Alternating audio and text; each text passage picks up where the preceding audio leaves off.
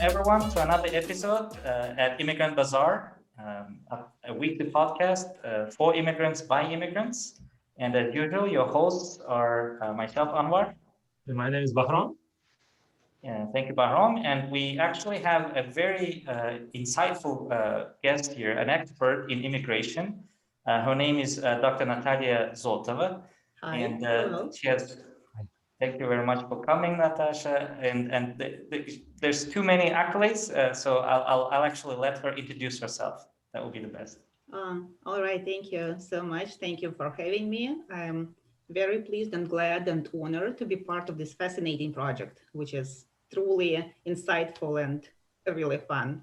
Um, I was born and raised in Moscow, and I'm an anthropologist, as you said, which means anthropology are weird people who study humankind from its past to its present. So it's a really broad field.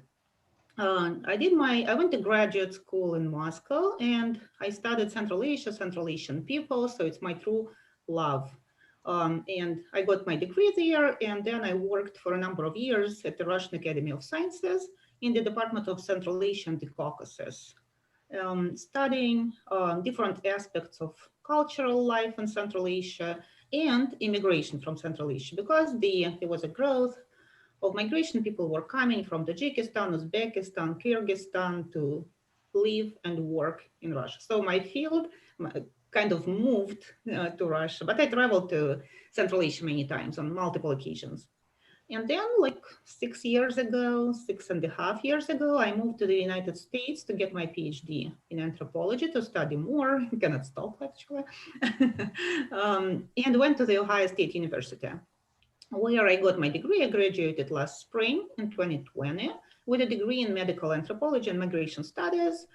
Um, yeah, and this is it. And then I moved to New York State because I found a job. Now I'm at the Albert Einstein College of Medicine. I'm a research coordinator there, and I'm involved in different projects across the globe, mostly in Africa.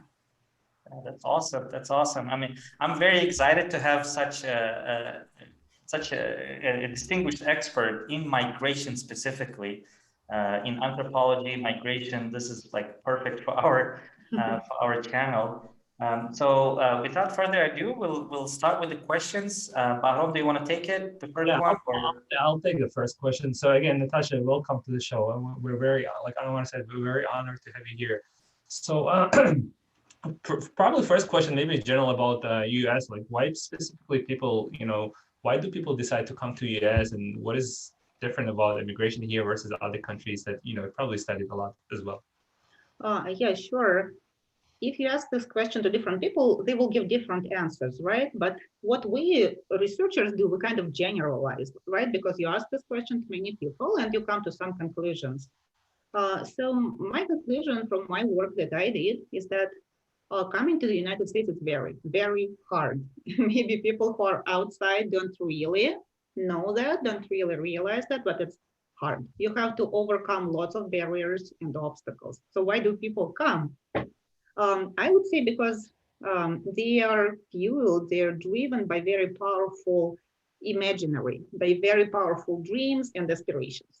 Because the United States is kind of a promised land of opportunity, and you find this image everywhere, right? In the media, in pop culture, in videos, like in Hollywood production, in Hollywood movies. This is kind of the land far away where money grows on trees, of course, right? And people do lots of things for fun. They kind of have yachts and posh cars, right? Think about James Bond or whatever, drive around New York City. So this is like a mental image of a country, which is very attractive. Right. Also, people listen to the stories of success.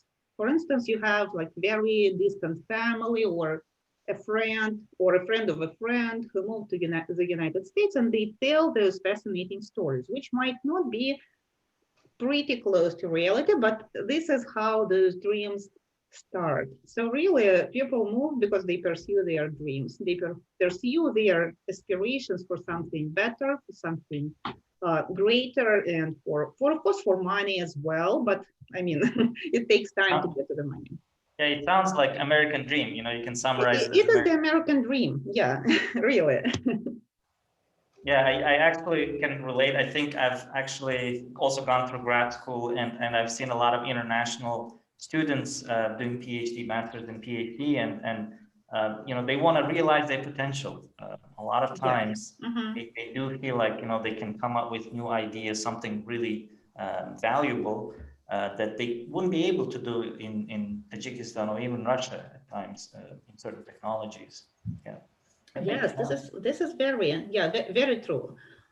Also, when people go to the United States, if you ask not why but how and what is different in this migration to the United States from other countries, I would say that it's very, very hard because this country has one of the most restrictive immigration laws in the world for the very same reason, because lots of people want to come. You probably know that to adjust your legal status takes a lot of time and effort and money. And sometimes it's even impossible, and people stay like in limbo with their problematic legal status. So there are lots of barriers. For example, there is a huge difference between Central Asians who come to Russia. Of course, Russian laws are restrictive, and I mean, it's hard to live there because a lot of prejudice and xenophobia, but people don't need a visa. Don't. They don't. And it's really easy to get a work permit. You pay for it, of course, but I mean, if we could pay here for a work permit in the United States, it's like, seriously, people? United States would not have budget problems, right? The United States. That would boost Population the would double. We'll get 1 billion people. Absolutely. Absolutely. So it's hard to get here, period. And you probably know that pretty well. Yeah. But on the other hand, I guess this is a lot of material for anthropologists to study. Yeah. So coming to your profession, you know, it's fascinating that, you know, we have such an expert here. So from scientific perspective, not, you know, anecdotal, this case or that case, generally speaking, from social sciences perspective, what are the main challenges that you would identify for an immigrant who comes to a new place? Well, yeah, there are lots of challenges here when people arrive. A whole range of challenges at different levels as well. Personal level, like the institutional level, broader socio-political levels. So I will name just a few, and you're feel free to ask more questions about that. First of all, everything's different here. When people imagine a new world, the promised land, the American dream, they don't realize how big the gap can be between their aspirations, between their dreams, and between what they see here in reality, right? So you encounter strange people, strange smells, strange tastes. It's a very common complaint. People say, the food, I mean, it's junk. It doesn't taste anything, especially from Central Asia, correct? Traditions are different, even facial expressions. I mean, the smiles are different, the way people look at you, right? In your eyes or not in your eyes. So people are not used to it. I will give you a very simple example here, which I sometimes give my students. Imagine you come to the United States for the first time, stay at a hotel and want to take a shower. I mean, this handle, this thing, if you know what I'm talking about on the wall, you have to figure out how to use it. And sometimes it's impossible. So this is pretty much the same for people, how it works on the broader scale, right? Also, they are unprepared. People can't, because getting to the United States is so hard. People are usually, in most cases, coming from the post-Soviet countries, from Central Asia, from Russia, from other countries. They come from the upper middle class, from the elites. They have resources and they have social capital. They are very well educated. My research shows that people have at least some years of college, right, coming here. And sometimes they come with degrees and everything.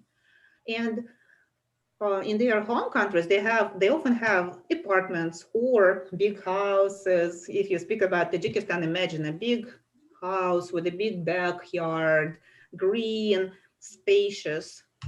but here arriving in a new country, you see the high rents for very lots of money. You can get a small, teeny tiny apartment.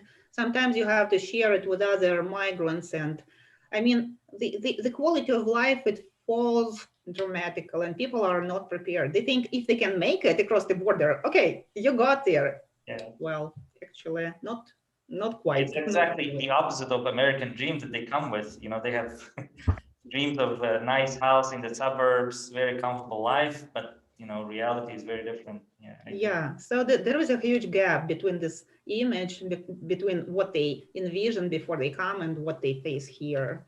Um, Also, there are lots of other barriers and challenges. For example, jobs.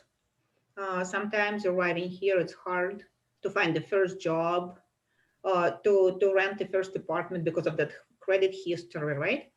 And speaking of jobs, people again are unprepared that their social status, that their social standing would be falling drastically, because the jobs that they can find, these would be like low skilled and little paying jobs in service, in whatsoever, like personal aids, cleaning, working in shops, moving, or something else, right?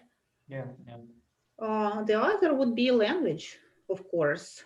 Um, Again, people don't realize that myself, I've been taking English since I was a little girl in the elementary school, and I came here to a graduate school thinking that I was so fluent in English. No.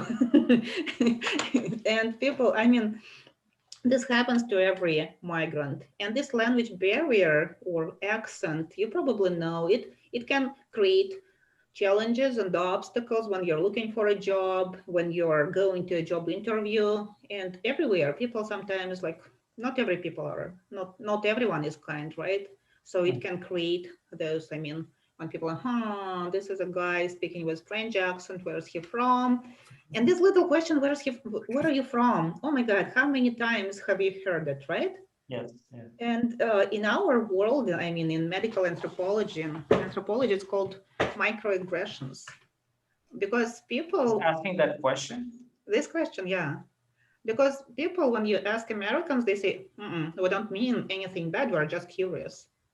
But when they are curious 20 times a day, different people, this question implies not curiosity, but rather, oh, you're different. You're obviously from other place. So this question, where are you from? I mean, it's frustrating. It creates this uncertainty, kind of the feeling you don't belong here, right? Because people can understand that looking at you and hearing your accent. Oh, like, where did you come from? Obviously, that probably gets more obvious. Easily can be found in places where immigrants are not, very minor, right? I mean, in terms of population, in New York, it's like very diverse, Yeah. right? So not probably everybody going to be asking, hey, where are you from? Where are you from? Because they're themselves from somewhere else, right? So, but if you go somewhere else, there's less population of immigrants, then you're probably going to get more of those kind of questions. And Yes, yeah, absolutely. I heard that many times in Midwest. People don't mean anything bad, but that hurts. That hurts. Yeah, yeah. Places more cosmopolitan, as Bahram mentioned, like New York, Boston. I've noticed that there are a lot of foreigners here, and it's very common to have an accent. Yeah. It's quite welcoming. But you know, we're living in America where the previous president was openly against immigration of any Yeah. kind, not just legal, and not just illegal, but also legal was made very difficult. So you know, that gives courage, as you say, to these kind of microaggressions, because if the leader of the country is talking that way, that kind of opens doors to other people. So I understand what you mean. Yeah, it is a real challenge. Yes, absolutely. The words can hurt, right? And those like small words or big words or his Twitter posts do real harm, because people start thinking, oh, you don't belong here. Immigrants, especially coming from Islamic countries, from Muslim majority countries, because he did impose a travel ban on Kyrgyzstan, right? For no obvious reason. And people were, I mean, they were so feared, so outraged, and so taken aback for, I mean, they couldn't get it, right?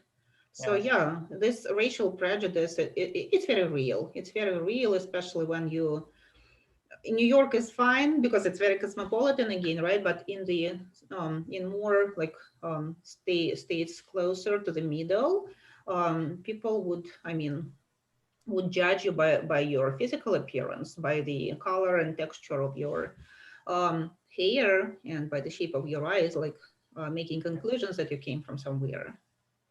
Yeah. Yeah. This is another challenge. What else? They are numerous. Let me Yeah, there's a lot, I share. think. Yeah. Let me share my screen. I prepared the picture. Sure. Oh, can you allow screen sharing? If you give me a minute, please. All right. Yeah, I will keep on talking, and if you allow me screen sharing, I will show you a picture that I want to illustrate. So another thing is that when migrants come and settle in the United States, they face social isolation, which is so hard, which is so traumatic, because you leave behind your friends and your family, and you come not knowing anyone here often, or knowing very few people. And speaking, I mean, with limited English language proficiency and with little knowledge of how things work, starting from taxes to rent to credit history, it's really hard to make new friends with Americans. It might take years. It might take years. It might take going to a new job, like more high skill job, like becoming a professional to get American friends. Just let me share my screen. Okay. Can you see it? Yes. Okay, so this is how I represent those multiple challenges. If you look at this funny picture that says you're here, this is a story. It's called The Hero's Journey. It's a very well-known story. It's like a myth about hero's journey. And it is used like this narrative, this greater narrative of the hero's journey is used in movies, in books, in comics as well, right? So if you look at it, there is a hero that hears the call for adventure and crosses the frontier to start into the unknown, right? And he faces multiple challenges, meets allies, enemies, endures lots of tests and challenges, and then comes the ordeal. If you look at the dragon, this is the ordeal, right? And you are here when you immigrate to a new countries, and you see there's like multiple stressors that I listed here: low income, unemployment, legal precarity, poor living conditions, limited English, and this perceived exclusion and racialization. So when we look at that, medical anthropologists and physical anthropologists and doctors, we say that stress can get under your skin. So that basically means that you're actually showing some symptoms of, mental distress, right? Not only, okay, I will stop sharing. Give me a second. Okay. This can be mental distress and that can be physical distress. You're absolutely right. Because I mean, stress, it works into your body. This is how it works, because when we face some obstacles or stress, imagine you meet a wolf or a dragon, when you face your ordeal, the cortisol level, the adrenal level, I mean, the secretion of cortisol and adrenaline, those hormones, it kind of rushes into your blood, allowing you to react, to respond to acute stress, something which is unusual, something which is frightful, something that needs you to react. And there are three basic biological responses to stress, which is fight, flight, or hide, right? You can run, you can hide under the table, or you can fight back. And this is very adaptive. This is our biology from our, I mean, millions of years ago. This is the way human body was formed. But if you're under, and this is fine, this is completely fine to react this way. But when this stress is constant, when it takes a long time, when you're under pressure, when you live in a poor house, you don't have a job, you don't know how to feed your family, your kids, this is how poverty works, right? This is how insecurity works. This stress gets under your skin because this constant elevated level of cortisol in your body, it is damaging. It is damaging to organs and systems. And this is exactly the reason why people living under a lot of stress live shorter lives. They have more diseases. This is because this is how our physiology works. But it may take time to accumulate in your body. When I was talking to immigrants from Central Asia, they didn't show any yet because they are young, energetic like you guys. They don't show any functional impairment maybe yet. Sometimes they have elevated blood pressure. This is true, which might be the first signal. But mental health challenges, deteriorating mental health, this is a real thing, and I captured it in my research as well. Yeah. What about the preparations, right? So I mean, we're talking about these challenges that we're facing. So what do you suggest for immigrants to kind of get prepared to face those challenges so that they are, I mean, obviously people watching here maybe already in the US, but there is also a lot of people who they know they may be coming because they just want their lottery green card or they becoming students here. If you're a student, you're going to have your own certain challenges as you come. Doesn't matter if you have money or you don't have money, you have facing so what do you suggest those in terms of preparations? Of course, the first thing that you can do is learn English. This is what you can do before you travel.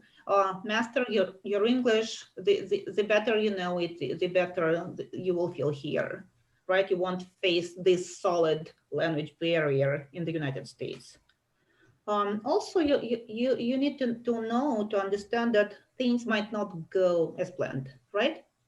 And you need to be prepared.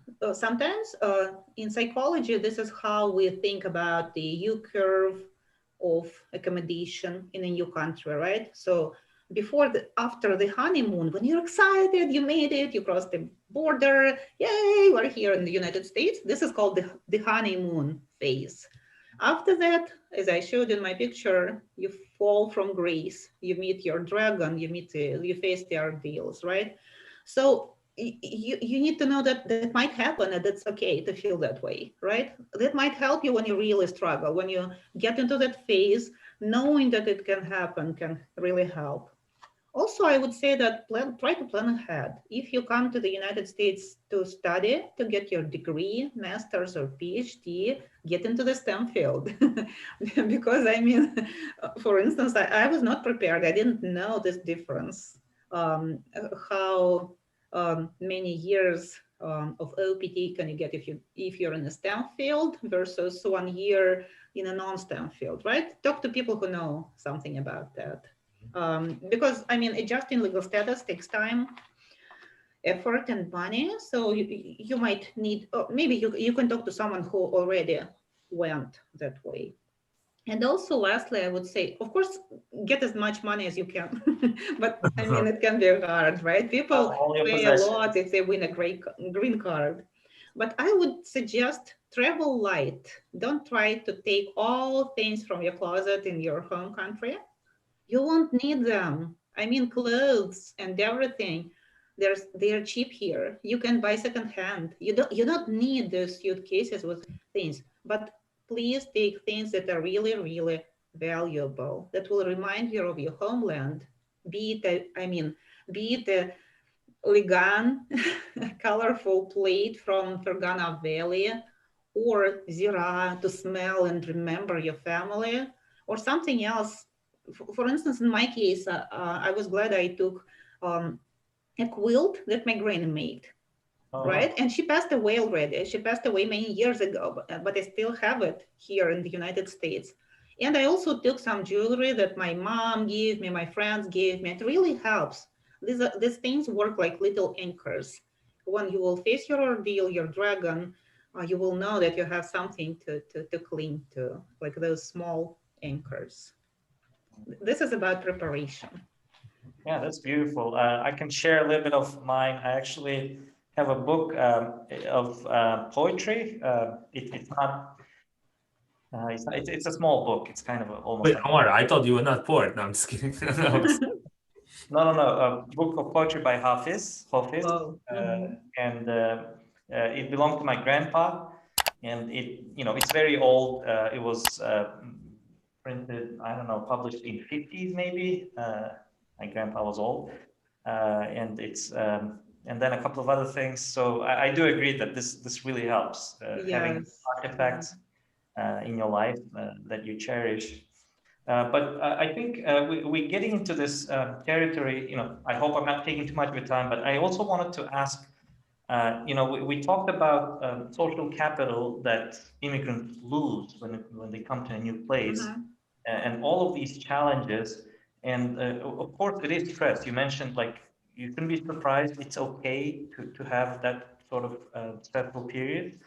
Um, so it kind of goes back to our episode on mental health, but there was a lot of emphasis on substance abuse there. Now for immigrants that are basically going through these stresses or challenges that you mentioned, how would you suggest to deal with mental health?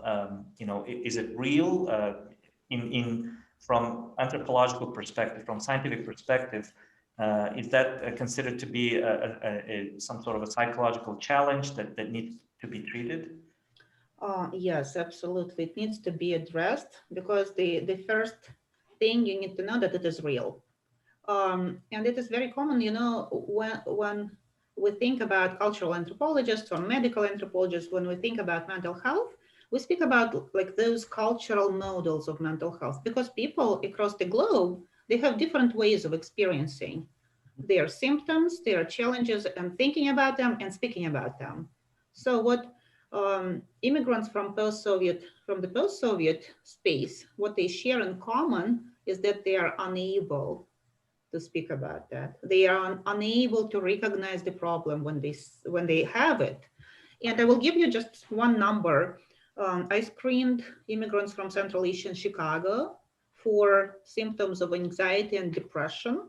And that is so real. Over than 1/3 of my participants had those symptoms, meaning they had 1/3, like 35% of people had those symptoms, meaning they probably have. I'm not certified to diagnose, right? But I can use a screening instrument that screens for those symptoms. And they're pretty likely to have depression, anxiety, and it is much higher than the general American population, because if you combine anxiety and depression in American population, that would be like no more than 25%. So this is an elevated. And I think what really helps, I think this mental health education can help. Maybe I will give a few symptoms for you to recognize. If you feel that way, you might want to talk to your doctor. And there is nothing wrong with talking to your doctor. Maybe fun fact that people don't know is that any general practitioner is able to assess your symptoms. And it doesn't cost a fortune. He or she would be able to assess your symptoms and provide medication if necessary. Any general practitioner, it doesn't take you, you don't have to go to a psychiatrist. You need to talk to your general practitioner doctor. And I know people don't have much money, sometimes they don't have insurance, but if you feel that way, and I will get to that in a second, please, please, please talk to your doctor and don't think that, because when we post-Soviet people, like from those countries, and this is a shared experience, we usually people say, brace yourself, hold on tight, you can do it, you got it, right? You smile because you realize, this sounds so familiar, like hold yourself together, stand up and fight, and things like that. This doesn't help. And I knew people who, like in their interviews talking to me, they showed all those symptoms, they talked about them, but their friends and their families could not recognize them. They themselves could not recognize them. They were like, what's going on with me? I don't even have power to stand up from the bed and go take trash out. I was like, people, this is a symptom, a very clear symptom of depression, and they just don't know that. So a few symptoms that might invite you, that might suggest it, that you need to talk to your doctor. This is unusual tiredness, fatigue, when you don't have any resources, any strength to do what you usually do. to clean teeth, to have a shower, because you just don't want to, you cannot. You want to stay in bed all day. You think that maybe it's some disease, coronavirus, or something else, but it can really be a symptom of depression or something else going on. So first, that would be fatigue. Uh, Second, that would be the when you lose interest in things that you used to love. You don't want to read books, or I don't know, to watch a favorite movie. You don't want to talk to people as well, right? This is called withdrawal, when you try to hide away from your friends and family just because, right? So this is the loss of the when you lose your interest, when nothing gives you pleasure anymore. Like like the bright day outside, like okay, sunny, snow, so what? When you feel that way, that you might have something wrong going with you. Um, right? Or maybe if you sleep too much, or if you don't sleep, you cannot go to sleep. That can be another symptom. Or when you have cravings for food, or when you stop eating. That is pretty common. So in our people, I mean, in people coming from Central Asia and from Russia, from Russian-speaking countries, they are called somatic. Symptoms are pretty common. Or even if you, the gravest symptom would be if you think about hurting yourself in any way, committing something bad to you or harm yourself, that would be like a red flag, of course. And pretty please go talk to your general practitioner and ask for an assessment of mental health. And that would help. That would really help. There are very good, efficient medications that help, and the well treated, like well under control situation will help you further in life. Like, I mean, walk your way. Because you know what? A lot of people would think, no, it's not worth it. A visit to a doctor is expensive, but if you really have mental health problems, you will soon be unable to work, because you will be impaired. This is it's called the functional impairment. When people are not able to wake up in the morning and they don't have interest in dressing up and going to work, you might lose your job, right? So before that happens, please talk to your doctor. Thank you very much. That's good. Great piece of advice. If I may, Anwar, I know we're short of time, but if I may, I'm just gonna squeeze in one personal related question. I guess in general, you see all of us our age, and a lot of immigrants come here, and kids are born here in the U.S. What do you suggest for us parents, to make sure that our children continue our heritage, meaning our cultures and traditions, meaning not necessarily speaking about religion, but just generally making sure first language and then cultures, right? I mean, we have specific cultures, we have holidays we celebrate. So what do you suggest, that we do as immigrants to make sure our children, even born here as citizens, still kind of maintain that? I think the answer would be simple: continue to expose your kids to your cultural heritage. Cook Central Asian food at home, let them eat plov. Of course, kids prefer McDonald's. No kidding, but continue doing that. Celebrate festivals, religious festivals if you're a believer, or just Nowruz if you're not. Get together with other people from the country, and if you have time and money, bring them to their grannies, to Tajikistan, Uzbekistan, Kyrgyzstan, or Russia to spend summer there. That would help a lot with the language and with feeling that you belong to two cultures. And it's really, I mean, there is no point in becoming a very American. They will become, no worries, but still they will have something really valuable with them. And that is diversity, right? This is what makes this country more interesting, more resourceful, more powerful. This is there's resources that people have. And when, in psychology and anthropology, we know that the more resources, the more inside feelings like you have, those small precious gems, precious stones in your soul, the better you can cope with challenges. And that cultural heritage can be one of those coping mechanisms for your children. Going to a Central Asian cafe would help in New York City or somewhere else. Yeah, I mean, I agree that it brings richness to their life. You know, if they Yeah. were just regular, you know, 8th generation American or 10th generation, they wouldn't have this richness in their life. So I do feel like parents, they kind of owe it to their children to at least expose, to Yes, let them expose them. see that. Yeah. Yeah. And then, you know, if they take it seriously, you know, it's good for them. Well, I Yeah. think, thank you very much. I think it's been very insightful. We learned a lot today. And immigration is a very, very big subject, and especially like what happens to your worldview, your psychology, your mental health. So I kind of expect that we'll keep talking about these things in the future. So maybe we'll see Dr. Zotova again in the future. We'll see. Yeah. So yeah, thank you, Natalia, for everything you've given, and for our you regular listeners and watchers. I want to touch the point about immigration. Obviously, this was more about getting to cultural, making sure that you are well preserved and you're focusing on your mental health.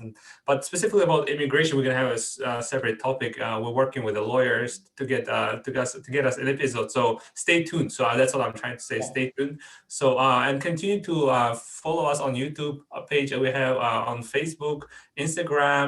Those who like to listen podcasts while you drive or anything anywhere else, we have Apple Podcasts and Spotify, anywhere else you listen to podcasts. So those would be your sources. Continue to give us your comments, likes, and emails as well. You have immigrantbazaar@gmail.com. So send us your emails with your feedback. So thank you very much for everyone for Thank you listening. for coming, Natasha. Thank you. Thank you for Thank having you. me. Thank you. Bye-bye.